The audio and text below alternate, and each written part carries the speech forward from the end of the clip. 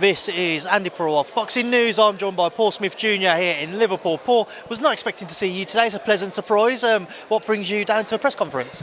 I'd like to say it's just because it's in the area and I support all the boxing shows, but to be honest with you, after 20 odd years of them, if I don't really have to go to them, I don't as much. But I think both lads in the main event on Saturday are good lads, really good people, good fighters as well. It's a fight that I probably wouldn't mind watching, to be honest with you. I think Catterall should and is going to do well in the fight and probably look good also. Linares is a great stalwart of boxing, former world champion, classy, all-round classy fella, isn't he? So I'd like to probably go and watch it, but I'm here on a little bit of business. I manage a few fighters and I'm hopefully going to get a couple of meetings today with it if I can. I mean, one of the more high-profile names, should we say, that you manage is Darren Till. We saw him recently out at the Misfit show this past weekend. Obviously, you were there as well. Seems to be gunning for one of those leading names across that. Can you tell me where you see Darren's career going? It all ultimately depends on Darren and the promoters and things. If he wants to go down the Misfits route, he's an MMA fighter. He's not a professional boxer. He's an MMA fighter. He's a professional MMA fighter and a good one at that. So we see the likes of Jake Paul fighting MMA fighters and Tyrone Woodley and the likes, Ben Askren and that. We saw one on the weekend, Danis or Danis, however you pronounce it. It is what it is. I don't see it as boxing, no one does, but they're not trying to be boxing. They keep saying on record that it's Misfits, it's crossover boxing, it's what they want to do. It's licensed by a different governing body and everything else, and that's what they want to do. Does Darren Till want to get into professional boxing, where I think he can definitely hold his own, or does he want to go down that route and take the not easier options, but they're not professional, rounded, hardened professional boxers? So it's up to them, it's up to everyone. We've had offers from all sides, and we can sit down and listen to them. But this is something today, as I say. It's another one of them offers. Fingers crossed, what we can have a look at today. I mean, just with kind of the KSI Fury and the Logan Paul Dylan Danny's fight, there's obviously been a big amount of backlash, certainly from the boxing community, from how those fights went this past weekend, particularly the Dylan Dennis and Logan Paul fight. Do you understand where those frustrations are coming from? I share them because it's not boxing, and I share the frustrations in the fact that non-boxers are in a boxing ring, and it's dangerous, and it's more dangerous, should I say, than the regulated professional boxing what we have in this country and many other countries around the world. But it serves a purpose, and I always use this example. If I start a YouTube channel next week and start making 50 grand a month, 100 grand a month, everyone's going to shake my hand and congratulate me on it. And some YouTubers might be bitter, and that's unfortunately how it is in boxing. You see young boxers, plying the trade and learning the craft and giving their life to boxing all their life, and they'll never get a payday like what is getting paid in the Misfits. That's it. Tommy Fury's getting millions to fight in that. Would he get it in a professional boxing ring? Not unless he actually won something decent or won a title or fought another massive name in boxing, which isn't really going to happen. So love it or hate it, it's there, it's going nowhere, and you can either sit there being bitter about it, or you can get involved in it in whatever way it's going, and that's not necessarily what I'm doing. I've been approached by Darren Till to manage him. We've had a chat in the gym. It wasn't him approaching me, it was probably the pair of us just having a chat together, and all of a sudden I'm managing him, so I'm going to try and get him the best deal that I can for Darren Till and make the most money for Darren Till that I can and get the best opportunities. And at the moment it's looking like that Misfits crossover boxing could be it, but there's still that opportunity for the professional boxing, and as I say, the couple of offers that we've got already for it proves that. Paul, we do know that, and you mentioned Jake Paul earlier on. He's announced that he's going to be returning in December. I imagine you'd love to throw Darren's name into the hat there. Is it easy? Is it difficult to try and do so? I already have thrown his name in it, to be honest with you. I've contacted his manager.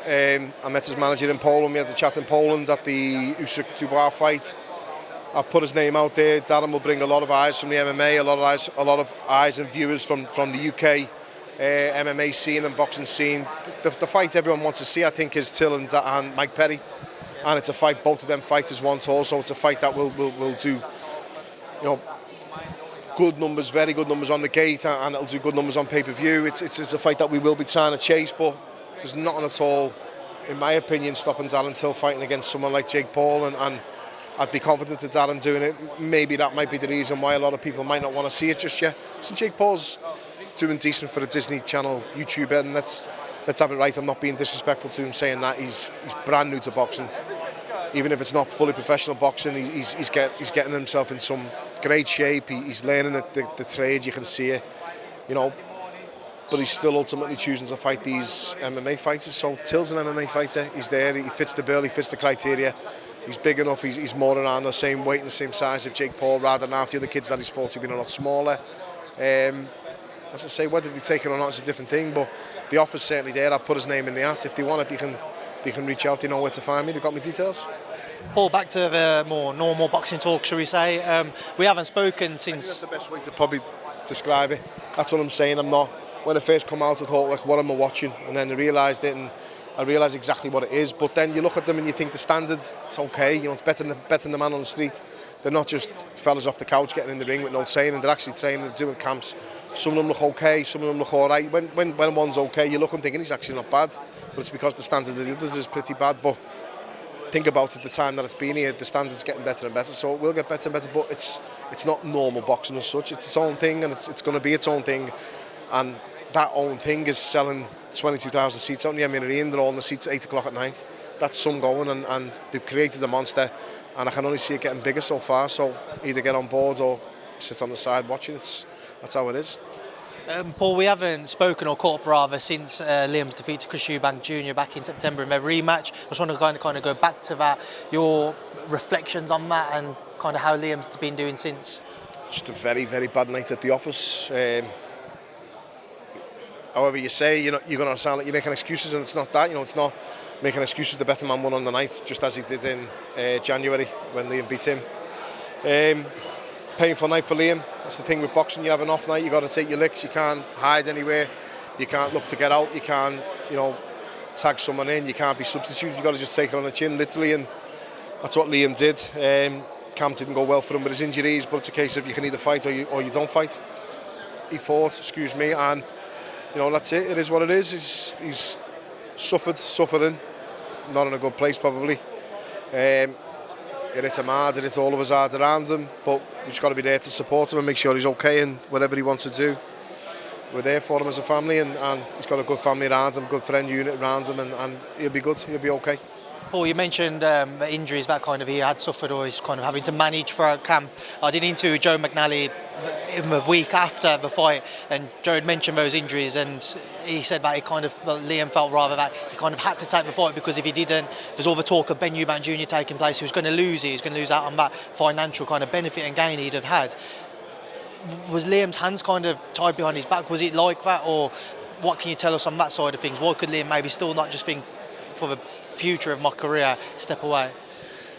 Because that fight goes then, doesn't it? And look, I'm not his manager. He's got his own manager and his own people who do the negotiations for him on things like that. So all I know is Liam, my brother, and I'm in the gym with him sometimes, and I watch what's going on, and I know him better than most people out there, obviously, but it is a case of if you fight, you get paid. If you don't, you won't get paid, and he will go and fight someone else, and the fight's gone then, and you do all the good work in the first fight. But listen, the problems that are there in the camp in the second fight were probably there a little bit in the first camp, as in the back, as in the injuries. So it was never, I say this all the time, probably once you're past 30, no camp is ever plain sailing. Any fighter that tells you there's no injuries is probably lying. Eubank will have had them as well.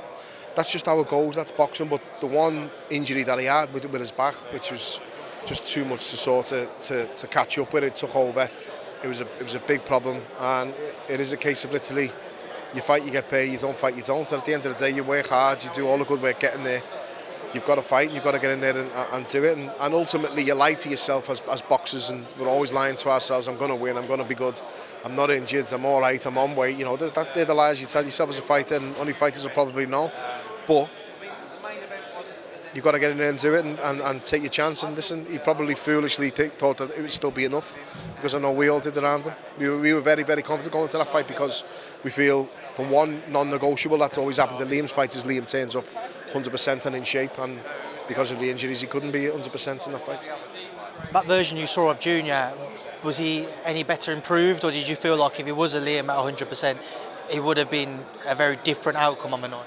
In my opinion, no. And listen, I was in Dubai last week, and I was in the airport on the way home. I was getting in a lift going down to the gate, and it's 6:30 in the morning, and one person presses the lift button just as I'm going, and he walks in, and he had his head down, he didn't get on me, and I didn't get on him. I looked at him, thought, oh my God, I went, what's happening?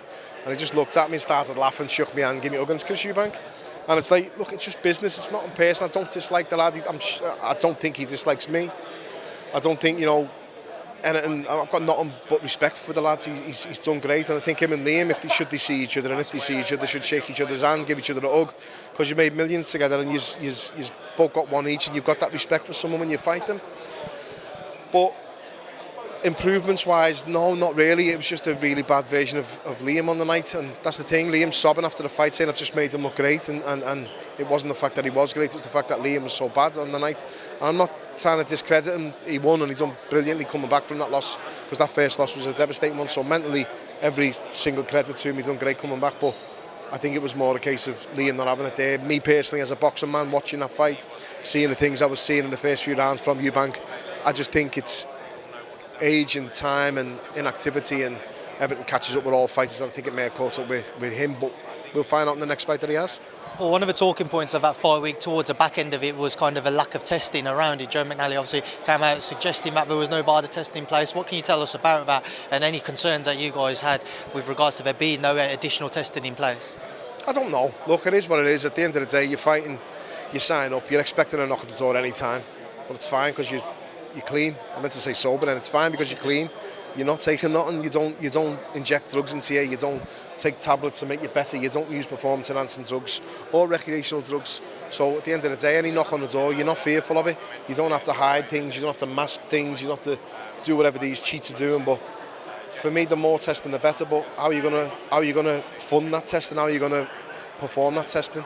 You know, will a promoter put all the money into it to fund the testing? But then the promoter can be seen as being biased, then can't they? Or the drug testers could be seen as being biased towards the promoter because they're paying. So I don't know what we're going to do in boxing to get rid of it and to eradicate it, but it knocks me sick, and at the end of the day it should be completely eradicated from the sport. If you're found guilty, if you fail tests, then it has to be a ban. It has to be a lengthy ban for everyone, not just 4 years for one kid and a slap on the wrist for another because of some loophole here or there. And I'm not mentioning anyone in particular, by the way.